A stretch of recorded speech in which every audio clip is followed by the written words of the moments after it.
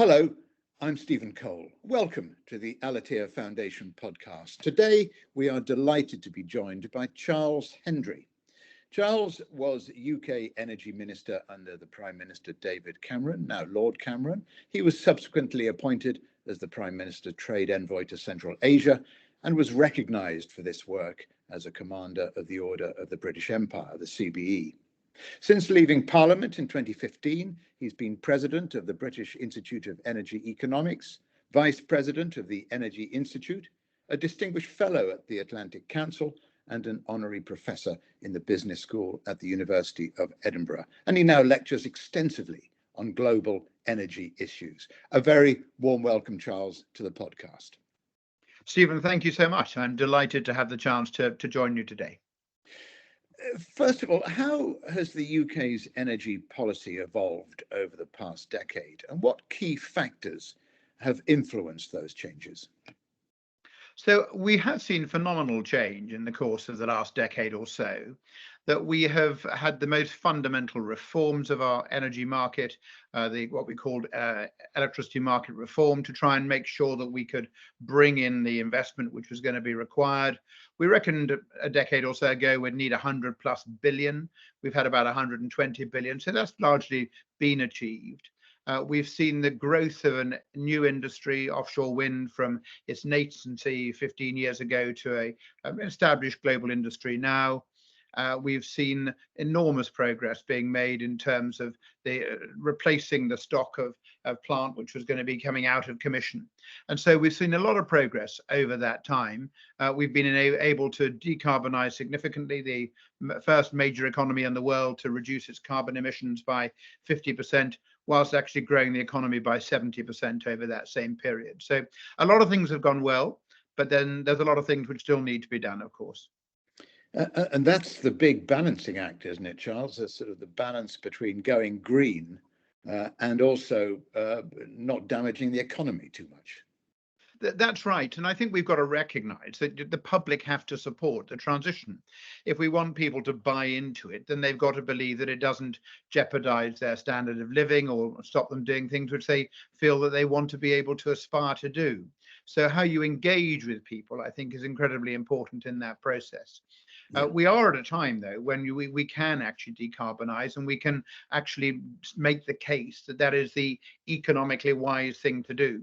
And so that the cost of so many of the renewables now is lower than that of traditional energy sources, electricity sources. And that makes it easier, I think, to secure this transition. And so we can make that happen for the climate, of course, but also for economic reasons and also for security. What are, do you think, the primary challenges facing the UK's energy sector today? And what are the strategies you think would be most effective to address them? So the big one we now face, and this is particularly the case following Russia's invasion of Ukraine, is how we deal with security of supply. That Europe was over-reliant, without doubt, on a single source of gas. And what the Germans did, to their huge credit, was to enable them to come off Russian gas in the course of 100 days, which was a greater achievement than most people thought was possible. Yeah, but we've now got to make sure that security is absolutely at the heart of energy policy. That if you haven't got security, you're not going to have affordability, and you certainly won't go low carbon. And so security is, I think, the building block. And that means getting a lot of new investment. It means having more indigenous generation and less reliance perhaps on certainly imported sources of energy, although I think interconnection has an important role to play. And then we've got to find the successors to offshore wind, where the UK has been able to be a global leader. And it seems to me, from a UK perspective, there's a small number of technologies where we could aspire to be a global leader. Many others which we'll need to adopt. But I think if you look at next generation nuclear, if you look at carbon capture, if you look at marine technologies, then those are areas where the UK could potentially aspire to be a global leader. And alongside that, we need to have massive investment in our grid infrastructure in order to secure and make sure that the new sources of low carbon generation are being brought to market. Then we've got to fundamentally reinvest in the grid to bring power from new locations to where the demand is going to be. Well, you mentioned the German example, and that's truly an example, a lesson in not putting all your eggs in one basket.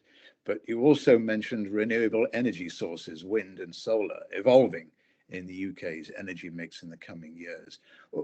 What is their role? And you were involved with offshore wind projects, weren't you? In general, how are those offshore wind projects progressing for the UK? Because they took a bit of a backward step under Lord Cameron, didn't they? So they did take a knock, and so did onshore wind, so did solar, but they've now come back on track. I think if people had said 15 years ago that we would have as much offshore wind today and what's in the pipeline as we have, nobody really would have believed it. It has been an extraordinary achievement, the extent to which we've been able to secure that investment. But we've now got to, I think, look at what's going to be the right policy for taking that forward. We had an auction last year where nobody bid because the price was too low. So we've got to accept that the price has probably bottomed out. And because of the rising cost of the different component parts and the cost of labor, then the costs have gone up a little bit. And we've got to recognize that that is part of the natural flow of things. But I think we also need to look at how we secure more of the supply chain benefit. How is it where we get the industry policy to go alongside the energy policy? What do we need to do to secure more investment in that supply chain activities? Because I think that then also helps to ensure that people across the UK really see the benefits of this. They don't just see it as an energy policy, they see it as a really exciting new industry coming in to replace some of the industries, traditional great industries in those areas which have faded. So from all of that, do I take it you think offshore wind power is a UK success? Oh, absolutely. And I think that we have the largest offshore wind farms in the world. We have the first and second largest in the world. We have more installed capacity than any country apart from China. We're leading some of the work into floating offshore wind. So I think without any doubt, this has gone from being a new industry 15 years ago to being a mature industry today. And that is quite extraordinary. Normally in this sector, you would expect a new industry to take 30 years to do what offshore wind has done. And the size of the turbines now are bigger than the London Eye. They're bigger than the Shard in London. They're some of the biggest structures on the planet.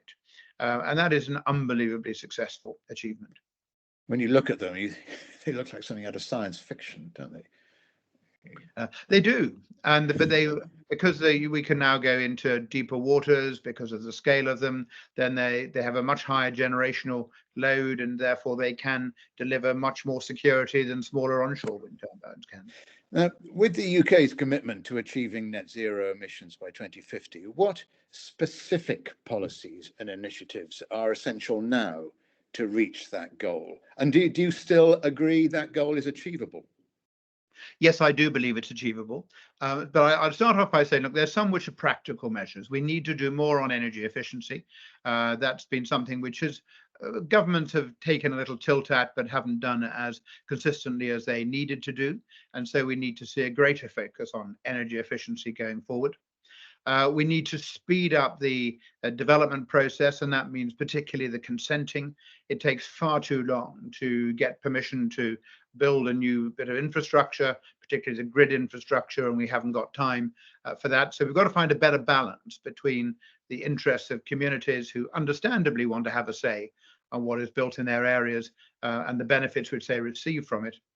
And then we need to bring on some of those new generation of technologies. We need to make sure that we see that investment coming through to replace, as it were, some of the hydrocarbon areas over time. But this is a transition. And so I think the other point which I'd make here is that language matters. Government needs to aim high. If you don't aim high, you won't succeed well. You'll always achieve much lower than that.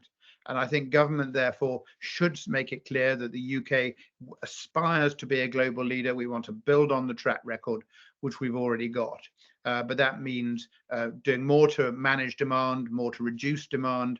It means more to bring on those new technologies. What lessons then can other countries learn from the UK's experience, as you say, a world leader in transitioning towards cleaner energy sources? In other words, are the other countries reaching as high? Oh, I think many of them are. I mean, I think when we started this process back in 2010 under the Conservative government, it had started a little bit under the Labour government previously. But at that point, we were the third worst out of 27 countries in the EU in terms of our renewable generation. And we've made very good progress since then. Others are still way ahead of us, of course, but then in some cases they have a better natural resource available to them than we do. But I'd say two things. First of all, the UK achieved a great deal of trying to take a lot of this out of politics. And for a decade or so, that the parties were broadly in agreement about what needed to be done. So the Climate Change Act was passed with overwhelming support in the House of Commons. The commitment to net zero, again, with overwhelming support. Now we are seeing some of that breaking down a bit. We're seeing certainly when you look at some of the sort of extreme right views in the UK that they're looking to pull back on some of those areas. But in general, that the main parties have a significant amount of common ground, and that's good for investors. They like to know that there's going to be continuity. And the other aspect, which goes sorry, without Charles, carry on. is that we adopted an approach where we said it was TLC. It was transparency, longevity, and consistency. And so investors coming to the UK could see that there was going to be a secure and predictable place to invest. And that means you've got to have a consistent government approach. And again, that comes back to consistent government rhetoric. Okay, let's. I mean, that's good news for the UK. But what about internationally? And I'm wondering whether or not there is sufficient international collaboration. In other words, is the COP process just touching its forelock, or is it working? So I think we're seeing COP evolve significantly, and I think if we look at the COP28 hosted in the UAE last December, then we can really see that there was a lot of leadership which came through from the Emirati presidency, and that they were able to get some much better outcomes than many people had thought was possible. I think by bringing in the oil and gas companies, a lot of people were quite critical of that. But we ended up, I think, with getting a much better outcome, for example, on methane than had been expected to be the case. We saw good progress on carbon capture. And so if we take the view, which John Kerry has set out very eloquently, that you either have to stop burning the hydrocarbons or you have to capture their emissions, then COP28 made good progress. Now, a lot of people say that aren't there just too many people? I thought COP28 was an incredibly exciting time to be involved in the energy sector. All the people around the world, be they in the industry and the pressure groups and the financing of it, the insurance sector and government, they were all in one place together. They were all talking to each other. And the dialogue there was all about, we know what we need to do. We can make this go faster in terms of the transition. We've got the money available. Let's find the right projects. Let's de-risk them where there is higher risk. And there was an incredibly positive attitude, which came through, I think. Now, I think looking ahead to COP29 this year for the Azerbaijanis, then the level of ambition is a big step forward, will inevitably be a little bit less than you had COP28 as a big step forward. But nevertheless, I think it is proving its worth. And in so many areas, it's securing alignment that we didn't think was going to be possible. And one of the things which we saw very clearly last year is that a good COP requires an enormous amount of work to be done in advance. It's not what you can do in the course of 2 weeks when people are there together. It's what do you actually manage to do over 6, 12 months in advance to try and address the issues and to get agreement on those. You lecture in energy, as I said at the beginning. I mean, what are the most promising emerging technologies to make all this happen? And how might they reshape the industry in the future? And there are so many emerging technologies, you must have to rewrite your lectures several times. You do. It's constantly changing. And I think that's one of the most exciting things in the sector. We are living, I think, in the most important era of innovation and invention that we have ever seen. And now to some of those, we need to bring them together. We need to have fewer work streams and see which ones are really going to deliver the change most effectively. But I think if you look at, there's two aspects of it. One is the new technologies, which I think are coming through, and also the way in which established technologies like solar are becoming much cheaper and therefore much more deployable in so many different places. I do think for some of the new generation, the next generation of nuclear is exciting. I think what we're seeing in terms of small modular reactors and the alternative modular reactors and bringing things like molten salt into this area. I think the growth of fusion has changed dramatically. For all of my life, we've been told it's 30 years away and it never seems to get closer. I think we will see fusion being deployed in the 2030s. So that's a significant change. Marine as soon as technology. this is for the small modular nuclear reactors, you think by the 30s they could have a place in the final energy mix? I think we'll start to see the plants coming on stream in the 2030s. So it'll be a while after that before they become huge players in terms of the amount of generation they can collectively bring, but it will start to scale up significantly from the early 2030s. And I also think for fusion, we'll start to see the first plants coming on stream in the early 2030s. And that's a big step forward. Do you have concerns regarding safety and waste management with that?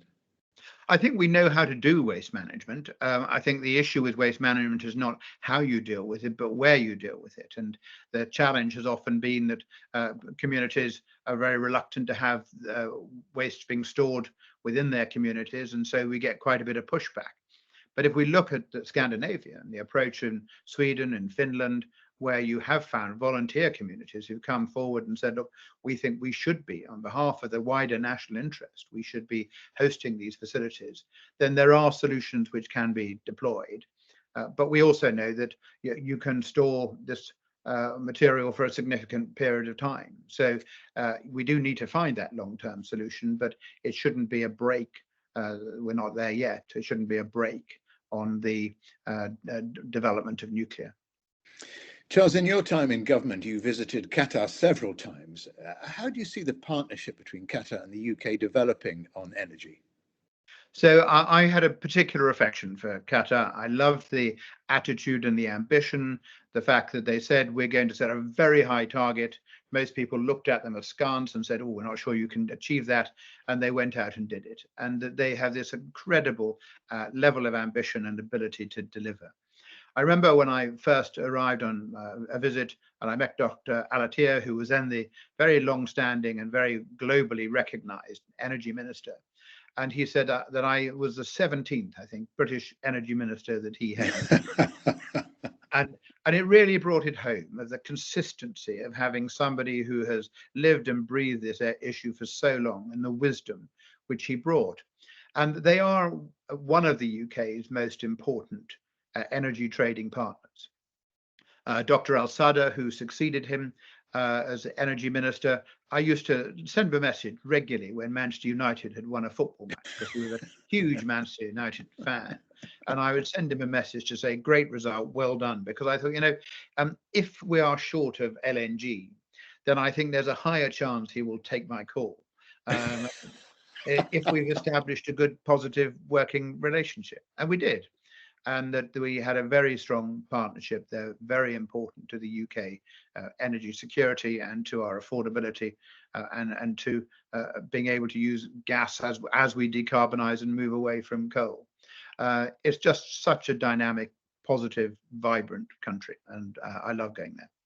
Well, on that very positive note, Charles, that concludes our interview. On behalf of the Al-Attiyah Foundation, I'd like to thank you very much for joining us today and giving our listeners your valuable insights as to how energy subjects are developing, particularly in the UK. The Foundation looks forward very much to continuing this conversation with you very soon. Thank you so much. And thank you for listening. I'm Stephen Cole. A new Al-Attiyah podcast will be released in the coming weeks. For now, goodbye.